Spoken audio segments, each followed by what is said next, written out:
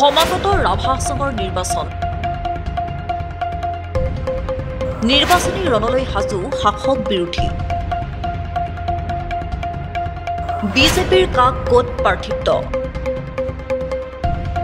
2 এপ্ৰিলত ৰাভা আসন স্বায়ত্তশাসিত পৰিষদৰ নিৰ্বাচন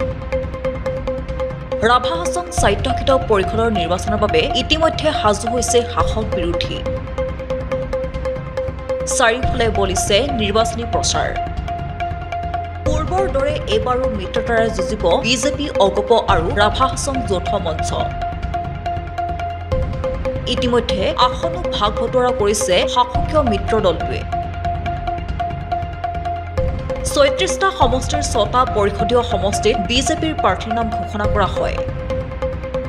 ৰাভা আসন যৌথ মঞ্চই ২৯টা আৰু অগপই দিব এখন আসনত প্ৰাৰ্থিত্ব যোৰহাটত ৰাজ্যিক বিজেপিৰ সভাপতি দিলীপ শইকীয়াই সংবাদমেল সম্বোধন কৰি প্ৰকাশ কৰে বিজেপিৰ প্ৰাৰ্থীৰ তালিকা আজি মনোনয়ন দাখিলৰ অন্তিম দিন বুলিও জানিবলৈ দিয়ে সভাপতিগৰাকীয়ে এইটো বিষয় সম্পূৰ্ণ নামনি অসমৰ বিষয় কিন্তু অসমৰ কেইবাখনো যি আমাৰ স্বায়ত্তশাসিত উন্নয়ন পৰিষদ আছে তাৰ ভিতৰত ৰাভা আসন স্বায়ত্তশাসিত পৰিষদৰ নিৰ্বাচন অহা 2 এপ্ৰিলত অনুষ্ঠিত হ'ব সৰ্বমুঠ ৩৭টা সমষ্টিৰে গঠিত এই যি উন্নয়ন পৰিষদ এই উন্নয়ন পৰিষদখনৰ বাবে নিৰ্বাচন অনুষ্ঠিত হ'ব অহা কাইলৈ 15 তাৰিখ কাইলৈ আমাৰ মনোনয়ন পত্ৰ দাখিলৰ অন্তিম দিন আৰু ইতিমধ্যে আমি এনডিএ হিচাপে এই নিৰ্বাচনত অৱতীৰ্ণ হৈছো আৰু এই নিৰ্বাচনত আমাৰ লগত বিশেষভাৱে ৰাভা জাতীয় সংগঠনসমূহৰ ৯৯টা মঞ্চ ৰাভা আসন যৌথ সংগ্ৰাম পৰিষদ তেওঁলোকৰ লগত যোৱাবাৰো আমি একেলগে নিৰ্বাচনত অৱতীৰ্ণ হৈছিলো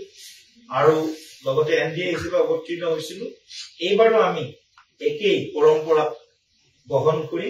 এনডিএ হিচাপে আমি এই নিৰ্বাচনত অৱতীৰ্ণ হৈছো সৰ্বমুঠ ৩৭টা যি সমষ্টি আছে তাৰ ৬টাত ভাৰতীয় জনতা পাৰ্টীয়ে প্ৰাৰ্থী চূড়ান্ত কৰিছে ২৯টাত মই এই মুহূৰ্তৰ খবৰ বুলি ক'ব বিচাৰিছো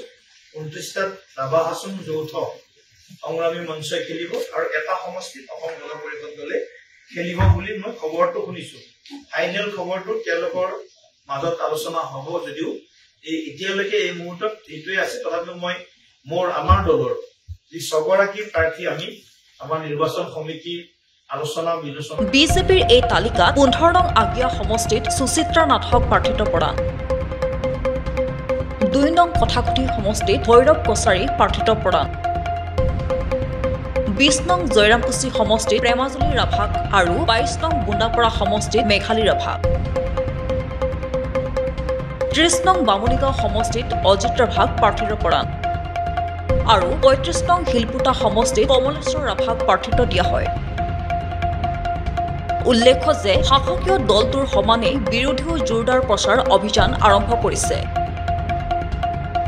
অৱশ্যে কোনে দখল কৰিব ৰাভা আসন স্বায়ত্তশাসিত পৰিষদ সেয়া নিৰ্ণয় হ'ব 2 এপ্ৰিলত নিউজ ডেস্ক ৰিপৰ্ট PB সংবাদ